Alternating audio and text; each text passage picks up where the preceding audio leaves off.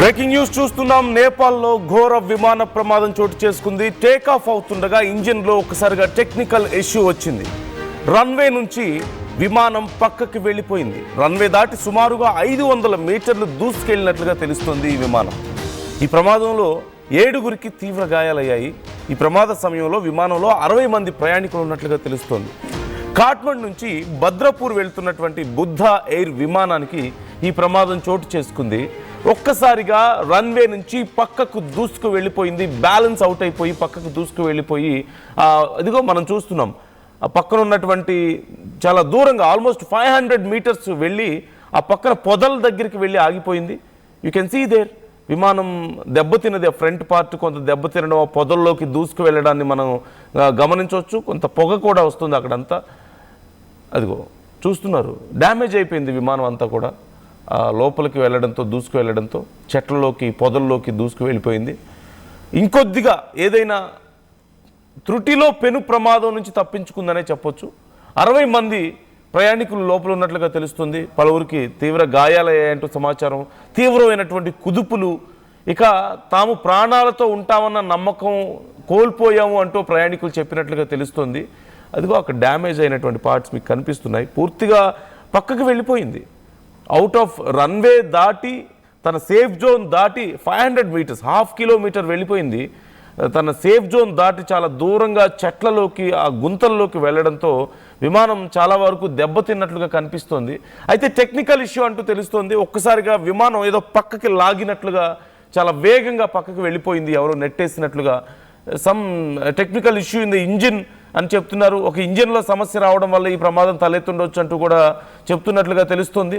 మీరు చూస్తున్నారు, ఇంకొంచెం ఏదైనా బలమైనటువంటి అక్కడ రాళ్ళు కానీ ఏవైనా ఉండుంటే ఇంకా పెద్ద ప్రమాదం జరుగుండేదేమో అంటూ అక్కడ అధికారులు చెప్తున్నారు. అయితే త్రుటిలో ఈ పెను ప్రమాదం నుంచి తప్పించుకోవడంతో, ప్రాణాలతో బయటపడడంతో ప్రయాణికులు కొంత ఊపిరి పీల్చుకున్నారు. వెంటనే అక్కడికి సిబ్బంది చేరుకున్నారు.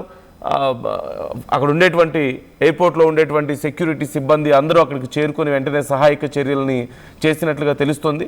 ఫ్రంట్ పార్ట్ అంతా కూడా అదిగో మీకు చూడొచ్చు, ఆ మట్టిలోకి కూరుకుపోవడాన్ని మీరు చూడొచ్చు. అలాగే ఆ కింద వీల్స్ అన్ని దెబ్బతిన్నాయి, ఆ రెక్కలన్నీ దెబ్బతినడాన్ని మీరు చూడొచ్చు. బాడీలో విమానం ఆ బాడీకి సంబంధించి కూడా చాలా చోట్ల పూర్తిగా డ్యామేజ్ అవడాన్ని మీరు గమనించవచ్చు. చాలా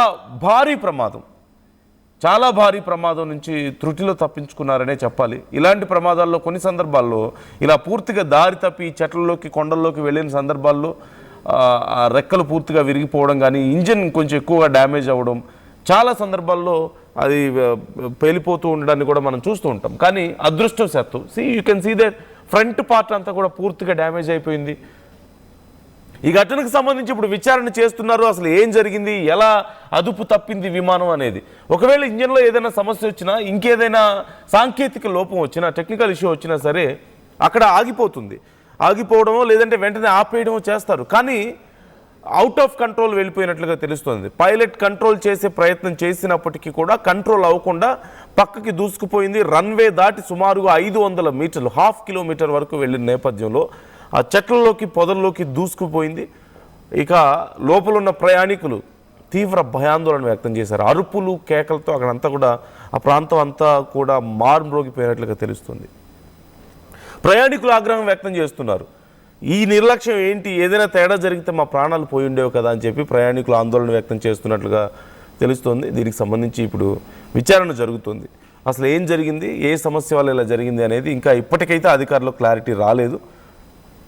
ఒకవేళ ఏదైనా సమస్య వచ్చినా అంతా ఎలా కంట్రోల్ తప్పింది, ఇందులో ఏదైనా కుట్ర కోణం ఉందా అనే ప్రశ్నను కూడా అధికారులు లేవనెత్తుతున్నారు. ఆ కోణంలో కూడా విచారణ జరుగుతున్నట్లుగా తెలుస్తుంది. ఒకసారి మీరు ఆ విజువల్స్లో చాలా క్లియర్గా చూడొచ్చు ఎంత దారుణమైనటువంటి ప్రమాదం జరిగింది అనేది. సో ఈ మధ్య కాలంలో వరుసగా ఈ విమాన ప్రమాదాలు చాలా సందర్భాల్లో ప్రయాణికులు తీవ్ర భయాందోళనకు గురి చేస్తున్నాయి. చిన్న సాంకేతిక లోపాల కారణంగా ఎంతోమంది ప్రాణాలు కోల్పోవడం, గాయాల పాలవడం, ఇవన్నీ మనం చూస్తూనే ఉన్నాం. సో ఈ అంశానికి సంబంధించి మీ అభిప్రాయాలను కూడా మాతో షేర్ చేసుకోండి, కామెంట్ చేయండి. చరిత్ర సృష్టించినోడు ఇప్పుడు ఆ చరిత్రని తిరగరాయబోతున్నాడు. అబద్ధాల గోడల్ని బద్దలు కొట్టి నిజాలను రాగా మీ ముందుంచబోతున్నాడు. నిజమైన వార్తల కోసం వెంటనే డౌన్లోడ్ చేసుకోండి రా యాప్ని.